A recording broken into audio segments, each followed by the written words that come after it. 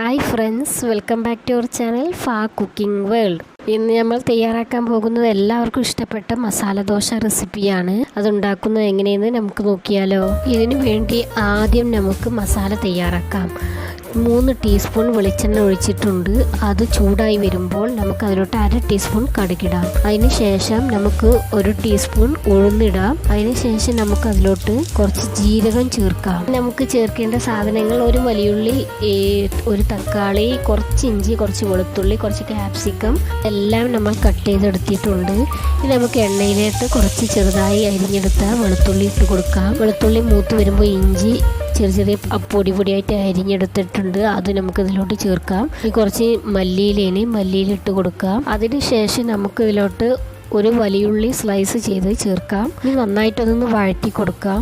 ഇനി നമുക്കിതിലോട്ട് ക്യാപ്സിക്കമാണ് ചേർക്കുന്നത്.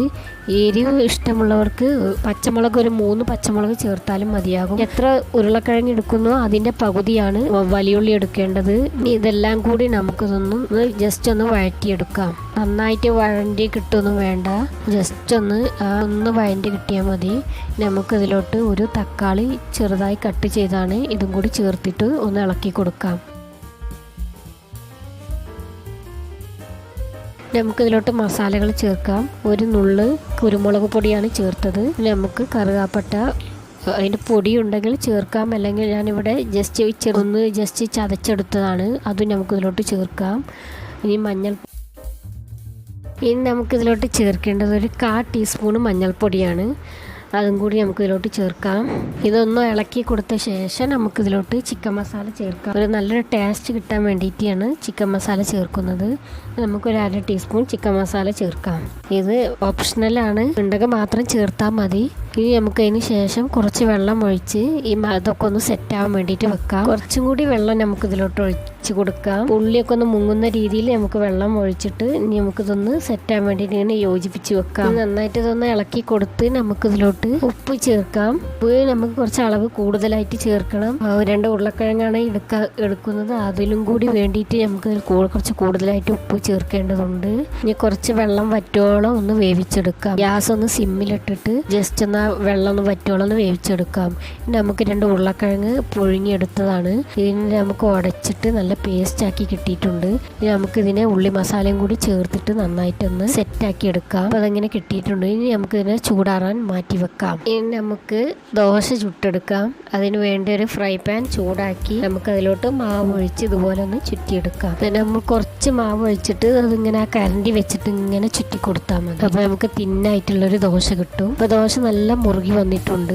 ഒന്ന് മുറുകി വരുമ്പോൾ അതിലോട്ട് നമുക്കിവിടെ ഓയിലാണ് പറ്റി കൊടുക്കുന്നത്. നെയ്യുണ്ടെങ്കിൽ അങ്ങനെയും പറ്റാം. അതിന് ശേഷം നമുക്കിതിലോട്ട് അതിൻ്റെ സൈഡൊക്കെ ഒന്ന് ബ്രൗൺ കളർ ആകുമ്പോൾ നമുക്ക് മസാല ഇതിൻ്റെ സെൻറ്ററിൽ വെച്ചിട്ട് ഇതുപോലെ ഒന്ന് മടക്കി കൊടുക്കാം.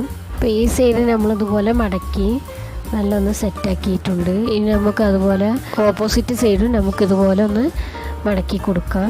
2 ഐറ്റം 3 ഐറ്റം മടക്കാം. ഞാൻ ഇവിടെ 3 ഐറ്റമാണ് മടക്കാൻ പോകുന്നത്. ട്രയാങ്കിൾ ഷേപ്പിലാണ് മടക്കാൻ പോകുന്നത്. ഈ സൈഡും കൂടി ഇതുപോലെ ഒന്ന് ജസ്റ്റ് ഒന്ന് ഇങ്ങനെ പ്രസ് ചെയ്ത് കൊടുത്താൽ ഇപ്പോൾ ട്രയാങ്കിൾ ഷേപ്പായി. ജസ്റ്റ് ഒന്ന് ഇത് കരണ്ടി വെച്ചൊന്ന് ജസ്റ്റ് ഒന്ന് പ്രസ് ചെയ്യുക. അതിന് ശേഷം കുറച്ച് നേരം കഴിഞ്ഞ് ഒന്ന് തിരിച്ചിട്ട് കൊടുക്കാം. അപ്പോൾ ഈ ഭാഗവും നമുക്ക് നന്നായിട്ട് മുറുകി കിട്ടും, നല്ല ക്രിസ്പിയായി കിട്ടും.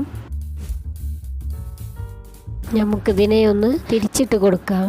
അപ്പോൾ ഈ സൈഡ് നന്നായിട്ട് ക്രിസ്പിയായി കിട്ടിയിട്ടുണ്ട്. ഇനി ആ സൈഡും ഇതുപോലെ നന്നായിട്ട് ക്രിസ്പി ആയ ശേഷം നമുക്കിതിനെ ഒരു പാത്രത്തിലോട്ട് മാറ്റാം. ഇതുപോലെ എല്ലാവരും ട്രൈ ചെയ്യുക, കുട്ടികൾക്കൊക്കെ ഭയങ്കര ഇഷ്ടമാവും. നമുക്കിവിടെ 2 ഉരുളക്കിഴങ്ങും ഒരു വലിയുള്ളിയും കൂടി ചേർത്തിട്ട് ഉണ്ടാക്കിയത് ആ ഒരു 6 മസാല ദോശ കറക്റ്റായിട്ട് കിട്ടിയിട്ടുണ്ട്.